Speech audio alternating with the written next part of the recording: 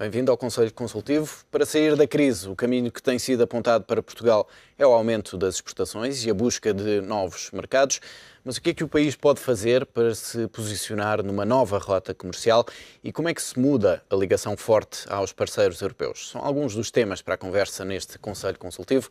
Hoje conta com a presença de Rogério Fernandes Ferreira e Taoufik Requibi. Muito bom dia aos dois. Obrigado por estarem aqui. Rogério Fernandes Ferreira, deixe-me começar por si e precisamente por esta questão. Como é que se muda rapidamente esta relação tão forte que Portugal tem com a Europa e, sobretudo, com a Espanha, para que as exportações possam ser, de facto, um caminho de saída da crise? A Alemanha está a tentar diversificar as suas exportações precisamente para fora da Europa.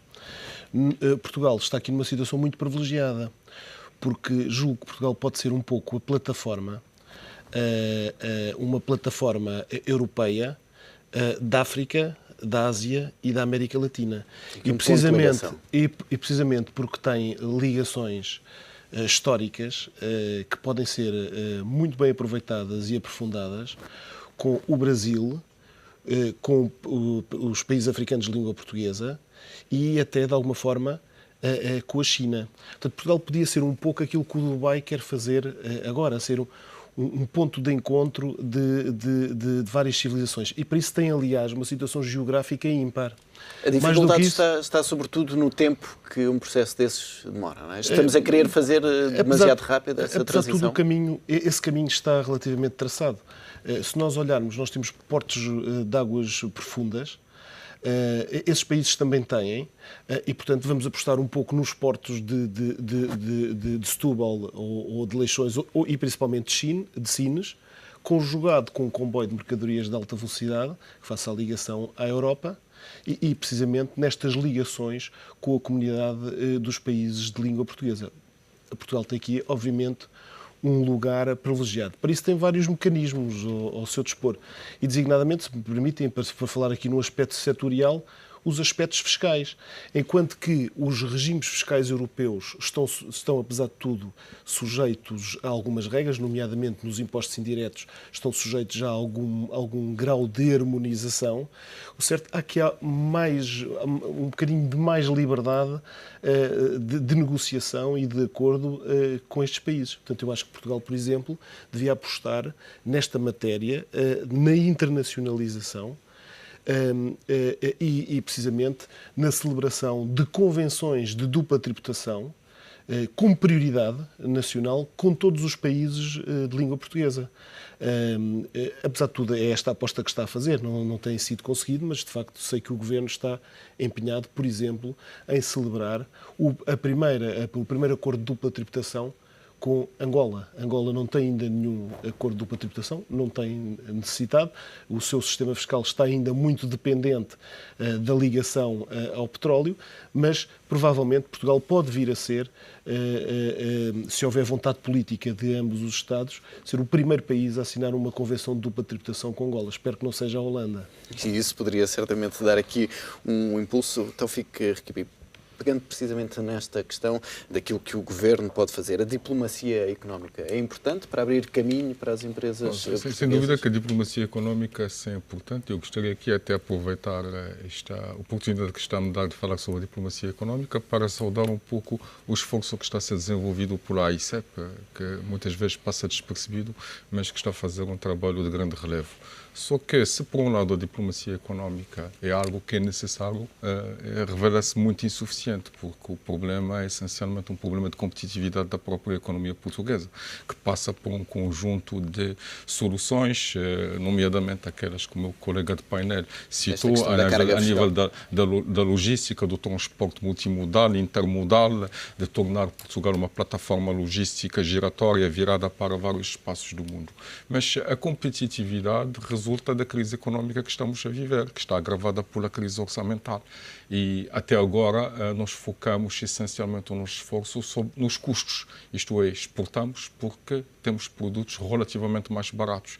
Ultimamente a exportação tem vindo a progredir, não resultado de uma maior competitividade das empresas portuguesas, mas resultado de uma baixa do custo de trabalho e de uma baixa, uma desvalorização do euro em relação ao dólar. Mas esse é um caminho sustentável? Não é um caminho sustentável, é uma solução que nem sequer é voluntária, foi imposta por um conjunto de circunstâncias, não está inscrita numa política deliberada e ainda bem, porque a política de desenvolvimento económico tem que ser baseada na competitividade que resulta de uma capacidade de inovação e diferenciação em relação àquilo que se faz em vários países do mundo.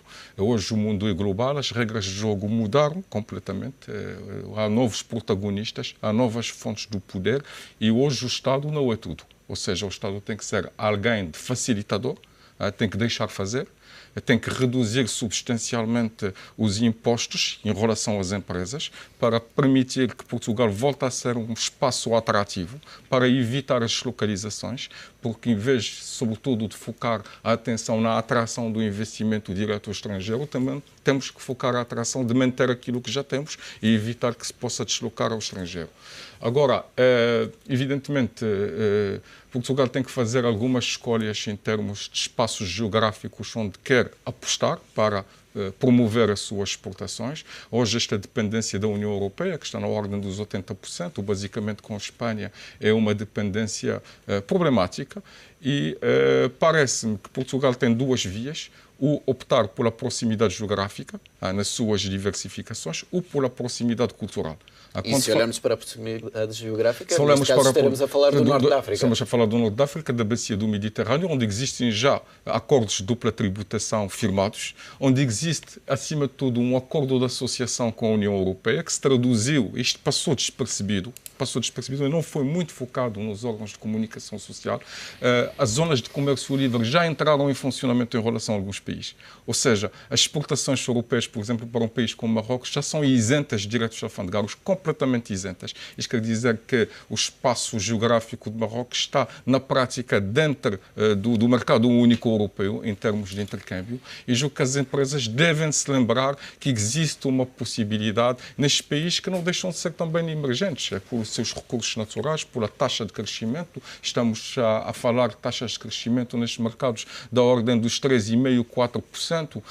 Podiam ter sido mais elevadas se não fosse também a dependência destes mesmos países de alguns espaços comunitários. E hoje eu tenho alguma dificuldade, sinceramente, em falar de país, porque neste mundo no qual nós vivemos falamos mais de regiões que de países, porque fronteiras já não existem, estão completamente desmanteladas. O Estado já não tem poder nenhum, o poder está na mão das empresas globais que coordenam redes de produção à escala planetária. Cada vez mais são as economias de escala que têm mais força na competitividade e julgo que as nossas PMEs, que é o essencial do nosso tecido económico e industrial, devem saber se colocar nas órbitas certas. Isto é, dificilmente uma empresa pequena e média pode se tornar competitiva se não estiver ligada a redes de produção à escala planetária e, por isso, vão ter também se colocar em órbitas certas. A diplomacia económica tem que ajudar as empresas a perceberem estas novas regras de jogo, estes novos mecanismos e há uma coisa também que é fundamental, que a diplomacia económica, o Estado já, pelo menos em termos legislativos, procurou enquadrar, são os polos de competitividade.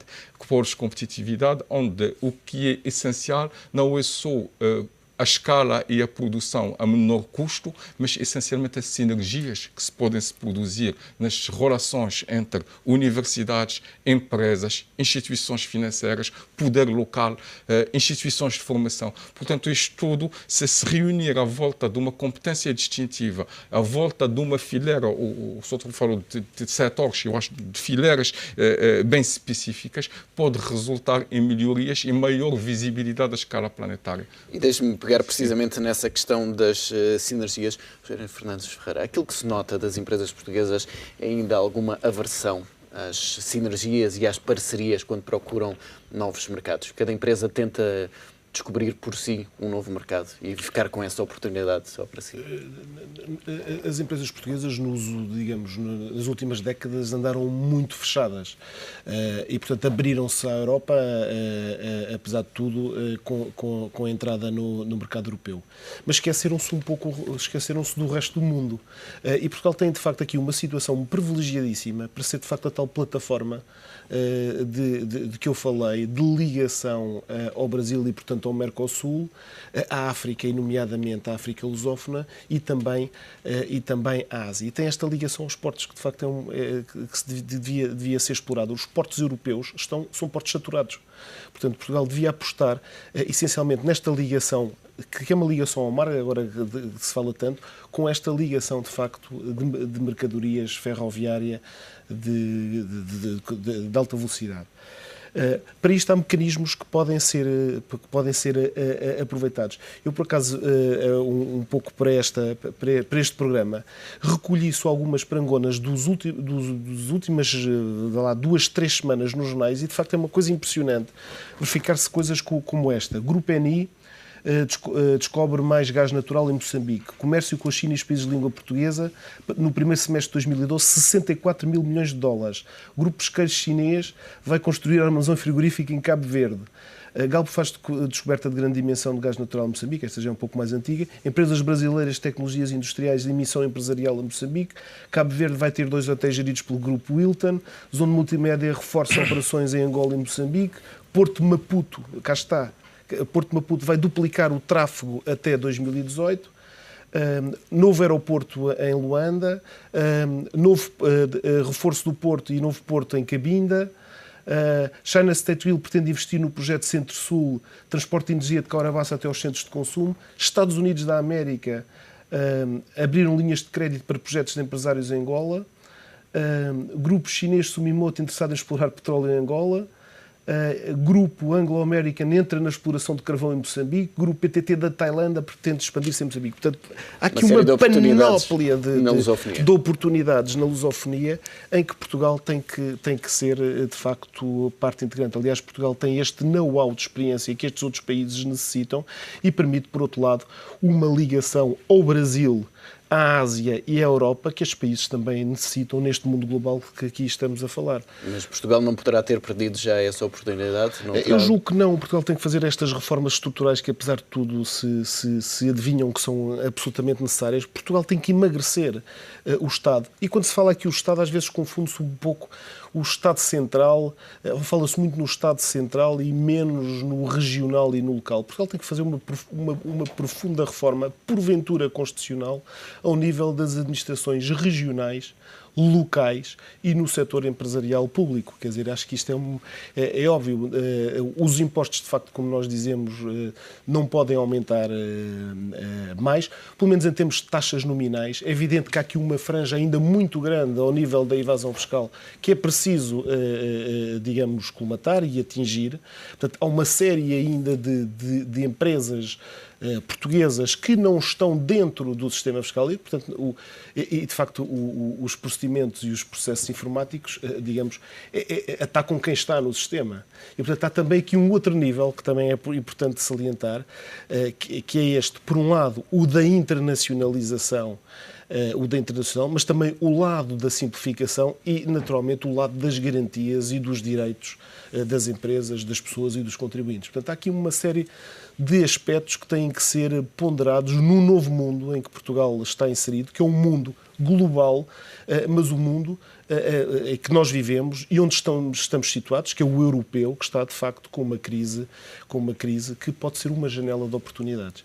Aliás, eu costumo dizer que a Troika foi uma bênção, por uma razão simples, porque aquilo que lá está é aquilo que nós devíamos ter conseguido fazer sozinhos. São estas reformas estruturais que espero que se façam agora a curto prazo. Porque estas reformas têm sido feitas, apesar de tudo, têm sido feitas muito mais ao nível, com base, portanto, esta reforma orçamental, se quiserem, estes compromissos orçamentais têm sido muito mais atingidos com base na receita do que na despesa. Portanto, esperemos que agora, finalmente, porventura por imposição internacional, se façam as reformas que são absolutamente necessárias e que não se fizeram nos últimos 40 anos. Sem este calendário, certamente demoraria muito mais. Então fica Rogério Fernandes Ferreira focou aqui o ponto da internacionalização. Isto é importante também que as empresas portuguesas pensem num novo modelo que não passa apenas pela exportação, mas também pela internacionalização, por procurarem os mercados e fixarem-se nesses mercados. Eu acho que a internacionalização tem que ser mais qualitativa que quantitativa.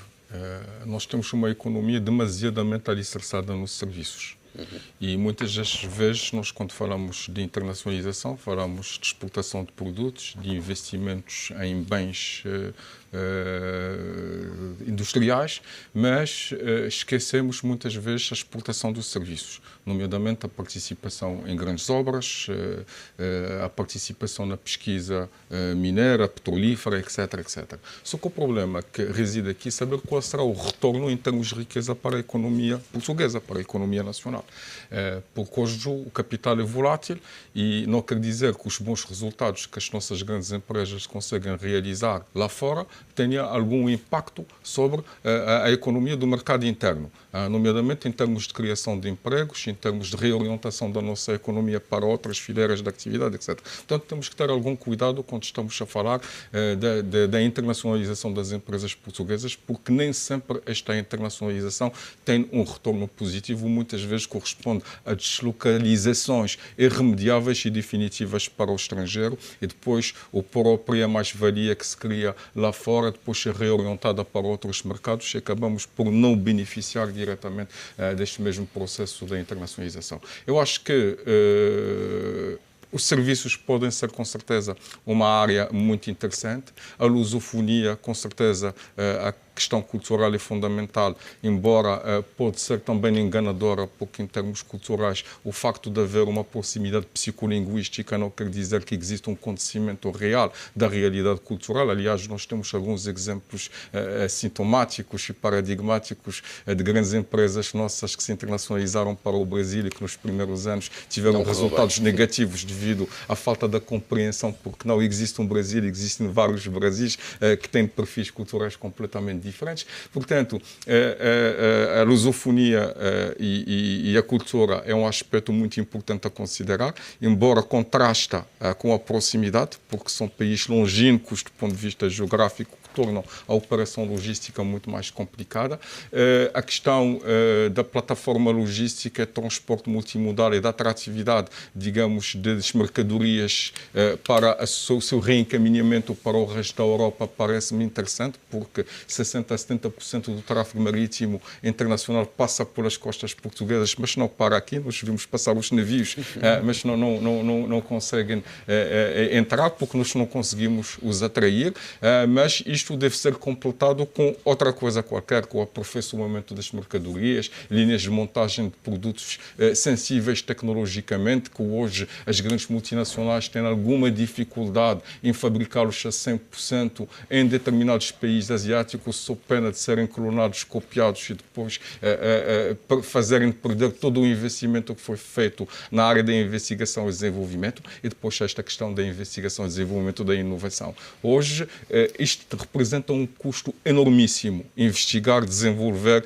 produzir produtos inovadores que muitas vezes representam um grande risco. Quantos produtos novos morrem na nascença, porque enquanto está a ser desenvolvido em laboratório, aparece logo ao lado um produto mais inovador. Daí nós não podemos fazer isto sozinhos. Temos que procurar novas alianças estratégicas em termos de investigação e desenvolvimento. Houve casos muito interessantes de escola, diria até, de empresas portuguesas que têm neste momento centros de investigação e desenvolvimento no Brasil, por exemplo, em cooperação com empresas brasileiras. Temos os países da Europa Central e Oriental que têm um potencial enormíssimo em termos científicos e técnicos e que também procuram alguma economia de escala e procuram alguma sinergia. Nós devemos também olhar para países como a Hungria, como a Polónia, como a República Tcheca, como a Eslováquia, que podem também, não diria nos ajudar, mas colaborar connosco. Mas em Portugal ainda não está traçado esse caminho. Há essas possibilidades todas, mas não se nota claramente que estejam definidos os objetivos, seja nessa parte da investigação e desenvolvimento, seja nos setores que se vão apoiar mais para a exportação. Eu acho que hoje quem vai fazer a diferença e vai fazer a mudança é o empresário. Não há ninguém que vai ensinar o empresário o que é que deve fazer. E, portanto, temos que lhe criar condições. Porque o empresário é o agente da mudança, é ele que vai permitir a passagem do paradigma antigo para o paradigma novo. Se o empresário não fizer isso, ninguém vai criar riqueza, ninguém vai criar postos de trabalho, ninguém vai contribuir na melhoria da competitividade. E, de facto, os empresários, e neste caso as próprias associações empresariais, que são representativas dos patrões, ou de uma forma, digamos, mais ou menos genérica, ou de uma forma sectorial, que devem também mudar o seu modus operandi e trabalhar na definição destes novos caminhos para ajudarem os seus associados a evoluir, porque a consciência existe, só que as pessoas hesitam, as pessoas têm medo, as pessoas olham para o risco e quando falamos do emagrecimento do Estado, o emagrecimento será algo de facilitador de todo este trabalho, porque, no fundo, o Estado é um grande consumidor de recursos e os bancos, em vez de financiarem as empresas, estão a financiar o Estado. E, evidentemente, isto tem que acabar. Tem que acabar porque a banca não nasceu para alimentar vícios, para alimentar despesa, para alimentar consumo do Estado, que não faça sentido absolutamente nenhum, faça um novo paradigma, faça um novo modelo. Hoje, o nosso voto democrático não pode fazer rigorosamente nada em relação aos grandes espaços económicos, as decisões que são tomadas a nível do Banco Central Europeu, da Comissão Europeia, da OCDE ou a nível da Organização Mundial do Comércio. O nosso voto democrático não pode impedir uma empresa global de mudar a sua sede ou deslocalizar a sua empresa de Portugal para outro sítio. O nosso voto global não pode mudar as regras que são traçadas a nível da Organização Mundial do Comércio e, portanto, o nosso voto democrático hoje já não faz exatamente sentido. Isto demonstra apenas que o modelo político que nós temos já não está adaptado à nova realidade. É um modelo que foi idealizado do tempo de Montesquieu, portanto estamos a falar do século passado e as coisas têm que mudar completamente. Já mudaram muito. Rogério Fernandes Ferreira, e temos estado aqui, obviamente, a falar da saída da crise através das exportações, mas essa não é uma aposta demasiado elevada. Não é preciso também apostar em setores internos para desenvolver e para ajudar a promover a economia? Claro que sim, e acho que temos que apostar no turismo. Nós temos aqui condições ímpares na Europa. Temos um clima relativamente ameno que não encontramos com facilidade noutras regiões do mundo, designadamente, por exemplo, no Brasil, que tem um clima tropical e mais úmido do que em Portugal. Por outro lado, temos um sol que não encontramos com facilidade na Europa e temos principalmente segurança. E, portanto, quando eu falo no turismo, falo não apenas no turismo nos moldes mais tradicionais, mas falo também no turismo de saúde e no turismo residencial. A ideia, nós sabemos que nos próximos 40 anos, vai haver cada vez mais idosos e, portanto, Portugal pode de facto ser a Flórida da Europa. Isto é uma coisa que se diz. E há mecanismos, e mais uma vez fiscais, que podem ser utilizados. Quer dizer, Portugal tem que olhar para aquilo que os ingleses chamam os clientes privados. Não é? Tem que olhar para as pessoas, para os reformados e, portanto, deve apostar também em criar estas condições. Não é por acaso que, a partir de 2001, se falou, por exemplo, na abolição do imposto sobre sucessões e doações. Os clientes privados na Europa detêm um capital, porque a Europa é rica, portanto, detém um capital que pode, de facto, de alguma forma, ser investido em Portugal por esta via. Portanto, devemos apostar nos reformados europeus. E, para isso, até com mecanismos simples. Nós, ao contrário de outros países, que aliás ficam espantados quando eu digo isto, porque não sabem, Portugal não tem imposto sobre sucessões e doações. Fala-se hoje em dia, por razões meramente orçamentais, em voltar a introduzir um imposto sobre sucessões e doações, que é de facto um imposto teoricamente justo, mas que na prática, e a partir do momento em que foi abolido, praticamente não gerava receita. Só para vos dar uma ideia, que porventura quem não esteja mais nesta área não saiba, mas esse imposto implicava, para efeitos do cálculo, 2 pessoas nos serviços de finanças que se dedicavam ao cálculo do imposto e geravam uma receita que não justificava, digamos, 700 pessoas, são mais ou menos 383 serviços de finanças, 700 pessoas dedicadas a um imposto que praticamente não gerava receita. Portanto, foi uma boa ideia, sob este ponto de vista, abolir um imposto e criar condições de atratividade para que as pessoas venham reformar-se, de facto, para Portugal. Por outro lado, há outros países que tentam até evitar, digamos, estas saídas das pessoas para países como o nosso. Mas isto deve ser promovido através de regimes, por exemplo, como os chamados residentes não habituais. Portanto, há vários meios, vários instrumentos, fiscais e outros, que estão ao dispor e que podem ser utilizados, porque a harmonização que a Europa impõe, a harmonização dos impostos indiretos, não é este nível. Portanto, há vários mecanismos e instrumentos fiscais e outros que permitem criar em Portugal condições para um turismo que tem que, por outro lado, ser um turismo de qualidade. Isto depois está ligado, obviamente, a questões do património imobiliário. Quer dizer, Portugal tem destruído as suas cidades, deve haver aqui uma política de cidades. Aliás, eu lembro-me que o professor Hernani Lopes falava muito nisso. Aliás, acho que fez um estudo precisamente sobre a necessidade de criar polos de atração nas cidades. Mas, de alguma forma, isto está a ser feito em Lisboa, Porto, Guimarães. Que o Governo tem margem para fazer essas alterações fiscais, quando aquilo que temos visto aponta no sentido oposto, não é? Não, acho que aponta precisamente neste sentido e aponta bem e aposta bem. É evidente que, digamos, esta política tem que ser uma política global e tem várias vertentes que não são, obviamente, apenas as fiscais. Mas é um problema, mais uma vez, que é o que estamos aqui a discutir, é um problema de posicionamento, é um problema de estratégia. Portugal tem que ser atrativo a este nível na Europa e Portugal tem que estar situado no mundo na Europa, mas ligado, obviamente, aos países com os quais tem, de facto, ligações e que são ligações históricas, que é o Brasil, que são os países de língua portuguesa, Angola, Moçambique, Cabo Verde, e depois as ligações ao Oriente, à Ásia, a Macau. Não é? Como eu dizia, o Dubai está a tentar fazer isto com o Porto também de Águas Profundas, está a tentar ser um polo de ligação e, portanto, no fundo está a vender apenas uma ideia, um projeto, uma estratégia. E é um pouco esta estratégia global que acho que Portugal tem que começar a ter e que passa, às vezes, por discussões tão simples como esta que estamos aqui a ter. Não é? E estamos no final desta nossa discussão, faltam 2 minutos, então fica aqui. Para acabar, olhando mais uma vez a nível europeu, temos visto que o euro tem estado sob pressão. Esta desvalorização pode até ser aqui uma chave para a saída da Europa da crise? Acho que pode ser uma solução, enfim, de curto prazo, que vai ajudar com certeza a Europa a ganhar alguma competitividade. Embora eu acho que não é esta a solução está na diferenciação, está em fazer melhor e mais, ganhar economia de escala, posicionar-se, encontrar novas saídas para os nossos produtos.